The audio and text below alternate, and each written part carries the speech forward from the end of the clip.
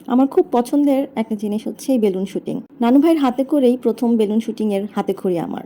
ছোটবেলায় নানু ভাইয়ের সাথে শিশু নাইস। পার্ক, রমনা আর নাম না জানা আরো কত জায়গা চষে বেড়াতাম। ছোটবেলা থেকেই আমি ছিলাম একটু ডানপিটে, চঞ্চল আর ছটফটে। গত কয়েকদিন ধরেই বাসা শিফটিং নিয়ে বেশ ওয়াও! পেরেশানি গেছে। আত্মীয় স্বজন অনেকের সাহায্যে প্রায় সব কাজই গুছিয়ে উঠতে পেরেছি আলহামদুলিল্লাহ। এরপর রাতে আর মন টিকছিল না বাসায়। একটু বাইরে চলে গেলাম হাওয়া খেতে।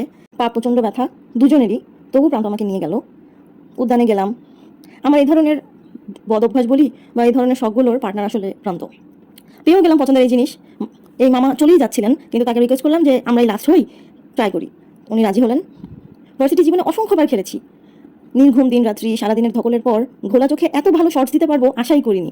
তবে নানু ভাই দেখতে পারলে নির্ঘাত খুশি হতেন। 8 out of 8. আমার বেড়ে ওঠা আসলে নানু বাড়িতেই, সে গল্প না হয় আরেকদিন করবো। বিচ্ছিন্ন মনের অবিচ্ছিন্ন চিন্তা ভাবনা। 9 out of 9. শাবাশ! এখন একটা ফ্রি। এখন একটা ফ্রি। ফ্রি একটা মারো।